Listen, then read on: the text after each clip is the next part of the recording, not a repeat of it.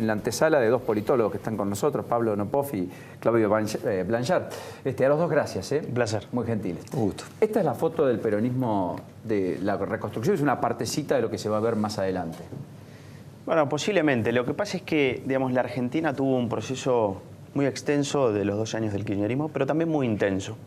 A tal punto, digamos, que el kirchnerismo logró interpelar y sobrepasar, digamos, aquel poder de interpelación que tenía o que supo tener el peronismo, lo que implica que en esa foto es muy difícil ver peronismo más allá del kirchnerismo.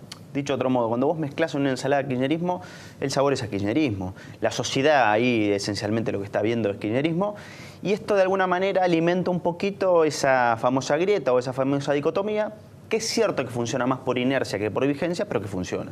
Ahí estaba Vudú, ahí estaba Aníbal Fernández. Indudablemente, digamos...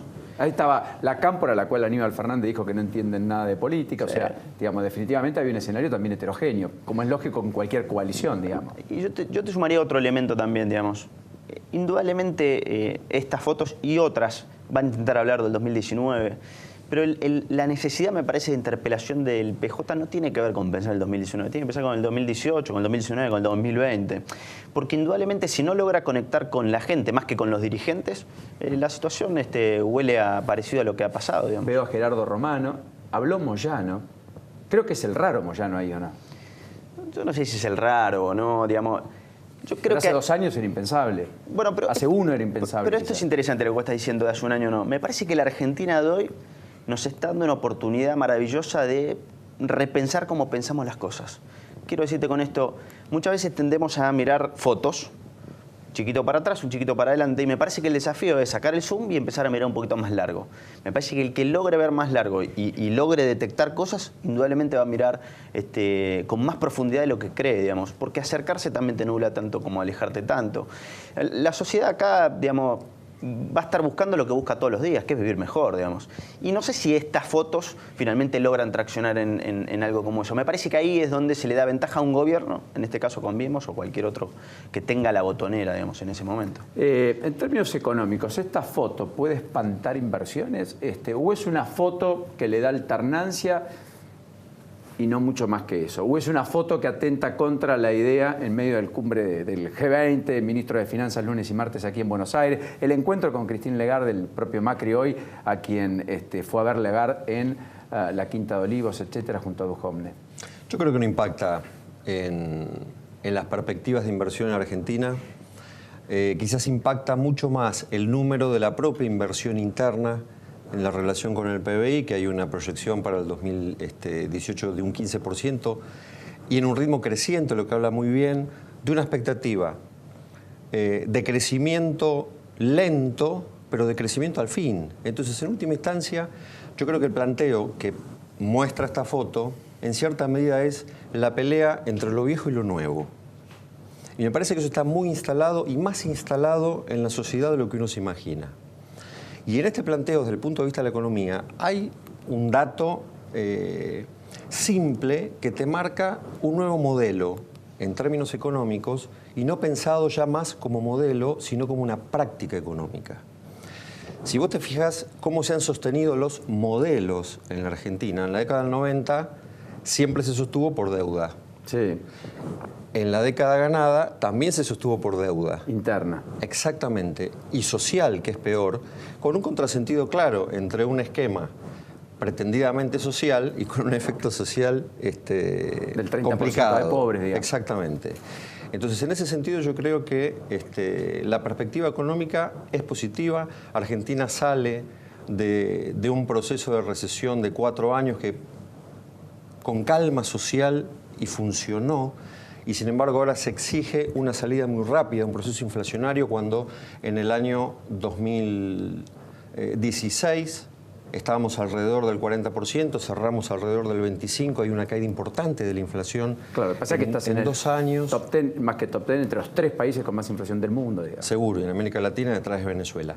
Pero independientemente de eso, el equilibrio en el que se sostiene un proceso de crecimiento económico tendido hacia adelante implica no solamente una posibilidad de repensarse, sino una necesidad de repensarse en términos de competitividad y en términos de cosas profundas de la economía que muchas veces no se hablan porque se ven los resultados, pero hay que ver de dónde se sale y qué se hace para tener ese tipo de resultados.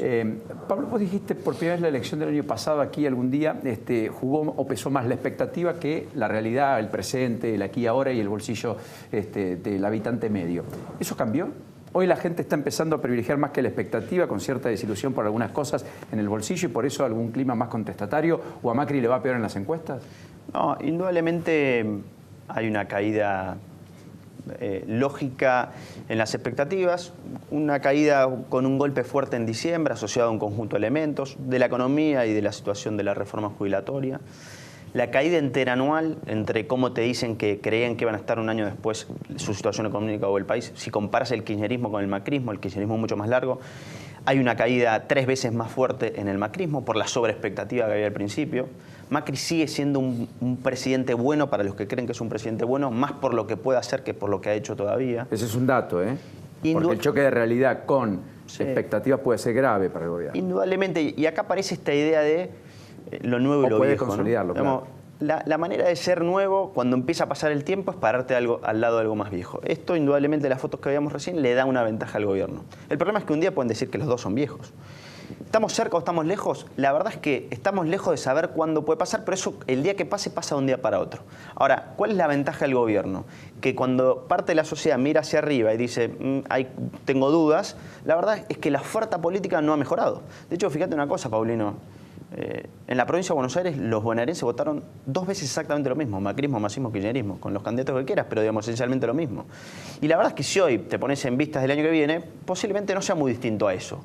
Entonces, indudablemente ahí hay una deuda, si querés, de la política para ofertar a una sociedad que lo que está buscando es alguien que lo lleve a un mejor lugar. ¿En qué sentido? En su primer metro cuadrado. Pero no es una cuestión de egoísmo, es sano egoísmo. Quieren vivir mejor, quieren vivir en su barrio, pero quieren vivir mejor. Quiero hacerles la última pregunta a cada uno, yo me voy al diálogo con Álvaro González, que está aquí con nosotros. En principio, lo del dólar es presión, es una olla a presión el dólar, volvió a ser una olla a presión, 413 millones de dólares gastó el Banco Central hoy y lo terminó poniendo en 20,55, digamos, un número que parecía alto hace tan solo un mes, digamos. Sí, yo creo que la exigencia a modificar el valor de la moneda tiene que ver con presiones corporativas. Me parece que se va a sostener el dólar muy equilibradamente, no va a pasar los 22, porque hay una necesidad en cierta medida. O sea, vamos a un dólar político, digamos, sí, para que no vaya precio, digamos. Definitivamente. Y fue una toma de liquidez para que no se traslade a inflación. Me parece que el dólar no es el problema. ¿Y cuál es el problema? Me parece que se sostiene. La gente se bancó muchos años de inflación. Sí, hace 10 años que estamos arriba del 20. Digamos, ese tampoco es el problema. Entonces, ¿cuál es? Yo creo que el gran problema esencialmente de la economía es de competitividad. Y si uno mira el sector externo, estamos con algunas dificultades. Tuvimos el récord histórico de déficit de balanza comercial de alrededor de 8.500 millones de dólares. Pero si uno analiza la composición de ese déficit, en última instancia tampoco es tan alarmante. Porque uno ve que creció, mientras crece el 1% las exportaciones, es decir, todavía no pasamos un punto de inflexión de caída, y las importaciones crecen más o menos un 19%, la composición de las importaciones está más asociadas a bienes de capital que bienes finales y de consumo. Quiere decir que en última instancia hay un proceso de capitalización de la estructura industrial argentina que prevé criterios de competitividad donde en la Argentina a partir del 2020 va a tener que repensar cómo genera riqueza y cómo será el mundo en serio. Y yo creo que este tiempo es un colchón para prepararse sustantivamente en términos de cómo salir al mundo, en términos de cómo manejar el management de las organizaciones que producen riqueza. Y eso es un debate no saldado en la Argentina. Creo que tenemos un problema dirigencial grave, que es más grave todavía que la economía, porque la economía lo que se mide es un resultado de lo que se hace. Y en ese sentido yo creo que hay un sentido práctico de empujar esto más que este otro. Y esta es otra gran sorpresa de cómo se está manejando la economía en este gobierno. Que se pensaba que iba a ir acá y no acá y terminó siendo mucho acá. Por eso kirchnerismo de buenos modales, como dicen algunas. Puede ser, puede no ser. Yo creo que no. Creo que, mira, yo escuchaba el otro día o leía algo que comentó Beatriz Arlo sobre Mauricio Macri. Dijo, pobre presidente, no tiene tradición política. Yo dije, qué suerte que el presidente no tiene tradición política, porque en la Argentina No hay ideologías, los partidos políticos son estructuras de acceso al poder. Y por primera vez alguien dice, bueno, seamos prácticos y vamos a la gestión. ¿Cómo hacemos las cosas? Y replantear las cosas de otro lugar, y eso es sustantivamente político, y creo que necesariamente va a impactar en toda la dirigencia argentina, especialmente la económica. ¿Hay espacio para un polo de centro-izquierda, independientemente del peronismo como alternativa de alternancia de poder en la Argentina? Es decir, lo que Margarita siente que tiene que hacer, juntar a Lustó con Massa, etcétera, ¿es viable o no es viable con el socialismo del IFSI? Yo te diría que es viable, pero desde otra mirada. No tiene que ver con juntar nombres, tiene que ver con tener un sentido. Este gobierno tiene un sentido, el kirchnerismo tiene un sentido, que genera reacciones diversas. Cualquier cosa puede generarse si tiene un sentido. El problema del peronismo es que no está encontrando ese sentido. El problema del radicalismo es que no está encontrando el sentido dentro de Cambiemos. El problema de otros actores es que no terminan de encontrar un sentido. No es por juntar, es por tener un sentido. Uno puede ganar una elección, su elección, con 5, con 10, con 8, con 14 puntos. El problema es no terminar de entender cuál es tu elección, digamos, porque no terminas de entender cuál es tu sentido en esta Argentina donde el corto plazo te resulta mentiroso, digamos. Y es muy cruel esto, porque uno tiene que hacer proyecciones mucho tiempo antes de que las cosas empiecen a pasar. Pero para eso están las convicciones, ¿no? O sea, todo el mundo quiere discutir el mediano y largo plazo, pero todo el mundo quiere la respuesta ayer, ni siquiera hoy. Y es razonable que el argentino quiera vivir mejor ayer, que quiera vivir mejor hoy y que quiera vivir mejor mañana. En nuestras vías del tren en el que nosotros andamos, las elecciones marcan las estaciones. Y la verdad es que habla muy mal de nosotros eso, porque nos estamos perdiendo de vista que la mayoría de los argentinos, mucho más sanos que nosotros, digamos, en ese sentido, tienen un montón de estaciones intermedias. Y esas estaciones intermedias tienen que ver con el día a día. El dirigente que entienda que hay que atender en esas estaciones, gana todas las elecciones, no importa cómo se llame y no importa de qué espacio sea. Gracias, Pablo. Placer, hermano. Gracias, Claudio. Verdadero placer. Un gusto. Verdadero gusto. Placer. Lo bueno y breve, doblemente bueno. Gracias por esta compañía.